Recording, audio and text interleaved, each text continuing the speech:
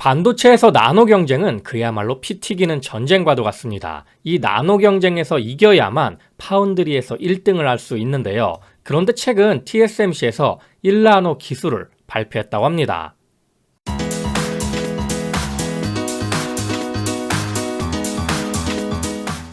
안녕하세요. 세상의 모든 지식들을 재밌고 쉽게 풀어드리는 네오의 지식창고입니다. 전 세계에서 10나노 이하의 반도체를 생산할 수 있는 회사는 오직 두 곳입니다. 파운드리 세계 1위 TSMC와 그 뒤를 추격하는 2위 삼성전자입니다. 고객과 경쟁하지 않는다는 사운을 걸고 대만의 삼성전자라 불리우는 TSMC. TSMC는 파운드리라는 고유의 사업 영역을 만들어 지금 최대 호황을 누리고 있습니다. TSMC는 파운드리 1위를 지키기 위해 삼성전자보다 더 많은 개발비를 투입하며 노력을 기울이고 있습니다. 또한 TSMC는 미중 패권 전쟁 속에서도 철저히 미국의 편에 서는 전략으로 위기를 기회로 만들고 있습니다. 그런 가운데 최근 1나노 기술까지 개발했다고 발표를 했는데요. 현재 3나노도 상용화되지 않은 상태임에도 기술 경쟁에서 밀리지 않기 위해 미리 선빵을 날린 겁니다. 대만 시장조사 업체 트렌드포스에 따르면 올해 1분기 파운드리 시장 점유율은 TSMC가 56%로 독보적인 1위입니다.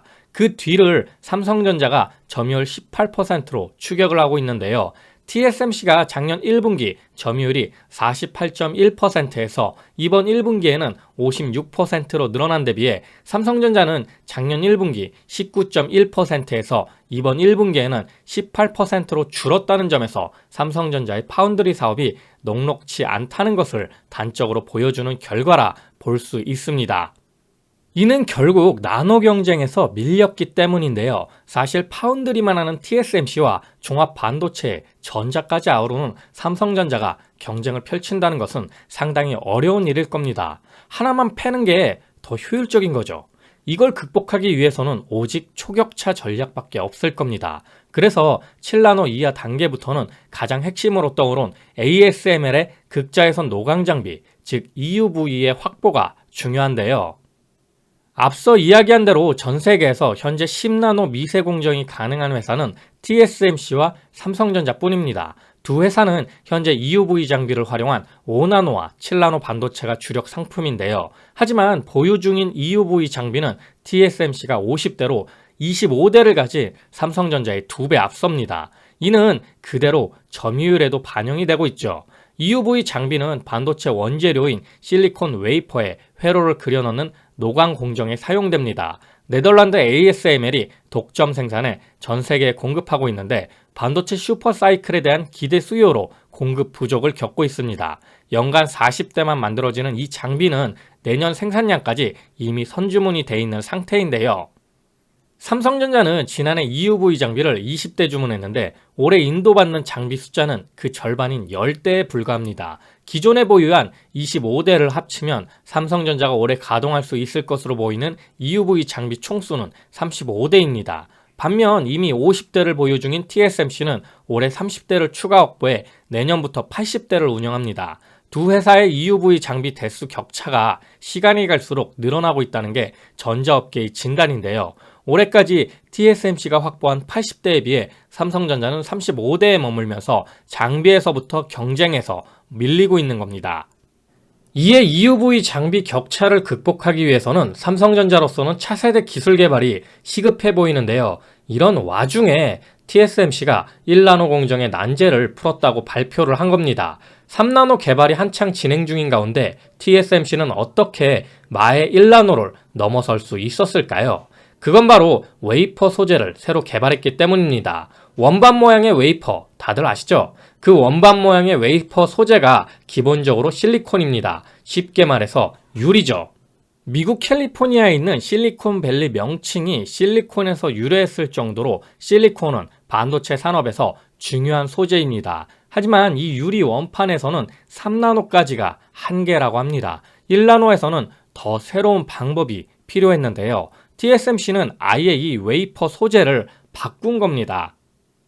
도대체 어떤 소재이길래 1나노까지 가능한 걸까요? 연구 논문에 따르면 반도체의 핵심 재료인 실리콘을 반금속 원소인 비스무트와 결합해 양자 한계에 가까운 낮은 저항을 달성할 수 있는 2차원 소재로 대체했다고 합니다. 과학자들은 2차원 소재가 실리콘의 물리적 한계를 대체할 가능성이 높다고 기대하고 있습니다. 하지만 2차원 소재의 고저항, 저전류 등 문제를 극복하기 위해 애써 왔는데요. 이번 논문 결과로 비스무트와의 결합으로 높은 접촉 저항과 낮은 전류 전달 능력이라는 고유한 특성을 가진 2차원 소재의 한계를 극복하고 반도체 효율을 최고 수준으로 높일 수 있다고 설명했습니다. 이를 통해 무어의 법칙을 돌파할 수 있고 1나노 이하 반도체 생산을 달성할 전망이라고 했는데요. 용어가 참 어렵죠잉.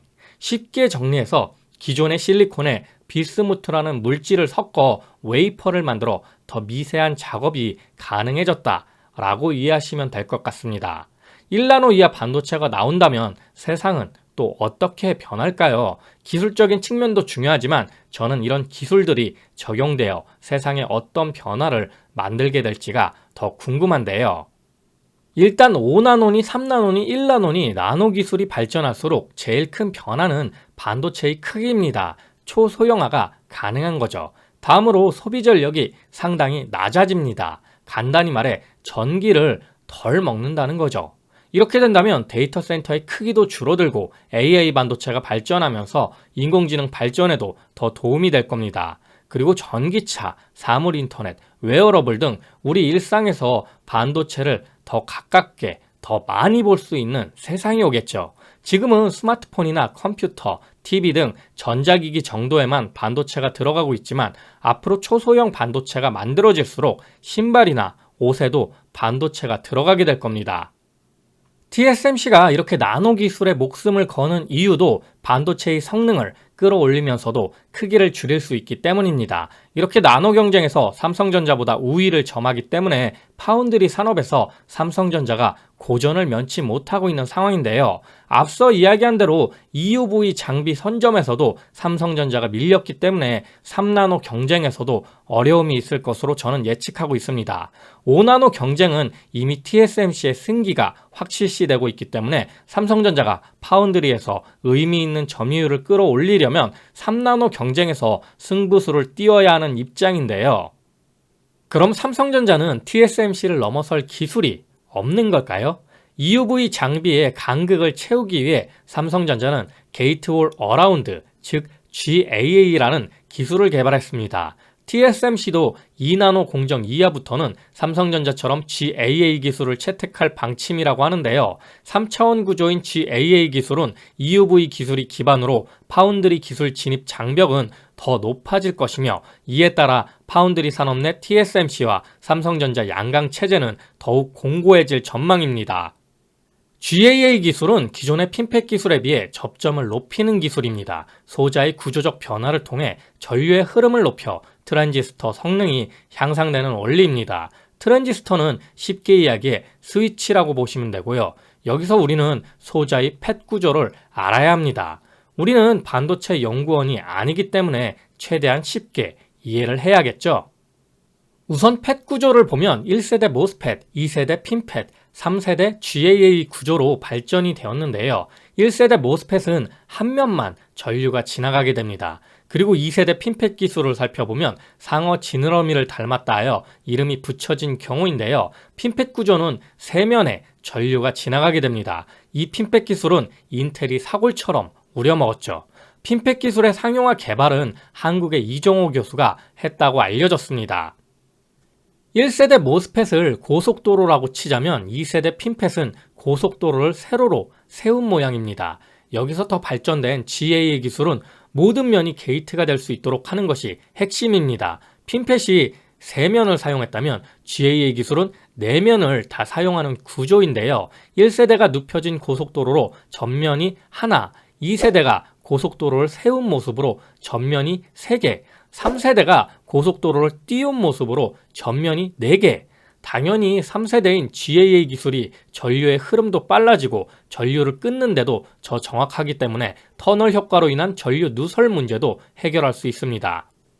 삼성전자의 GAA 기술은 더 넓은 면을 만든 것이 특징이라 자체적으로 MBC-팻이란 명칭을 붙였는데요. MBC-팻은 가늘고 긴 와이어 형태의 GAA 구조에 종이처럼 얇고 긴 모양의 나노시트를 적층해 GAA의 한계를 극복한 삼성전자만의 독자 기술입니다. 적층 기술은 낸드 플래시에서 발전이 많이 이루어지고 있어 TSMC보다 삼성전자가 유리할 수 있는 부분인데요. EUV 장비가 회로폭을 줄여주는 역할을 하지만 여기에 3세대 GAA 기술까지 적용한다면 기술적인 우위를 확보할 수가 있는 겁니다. TSMC는 3나노 공정에 기존 2세대 핀팻 기술을 적용한다고 알려졌는데요. 3나노 공정으로 만든 반도체는 이제 막 상용화된 최신 5나노 공정보다 칩 밀도와 성능이 약 15%가량 향상되면서 전력 소비는 25%가 줄어든다고 합니다. 오늘은 이렇게 TSMC의 1나노 기술과 앞으로 경쟁이 치열해질 3나노에 적용될 삼성전자의 GAA 기술에 대해 알아보았는데요. 과연 삼성전자는 3세대 GAA 기술로 3나노 경쟁에서 TSMC를 넘어 승기를 잡을 수 있을까요? 자, 오늘도 내용이 재밌고 유익하셨다면 구독과 좋아요 꼭 부탁드립니다. 이렇게 항상 네오의 지식창고를 애청해 주셔서 감사드리고요. 오늘 하루도 좋은 하루 되시길 기원하겠습니다.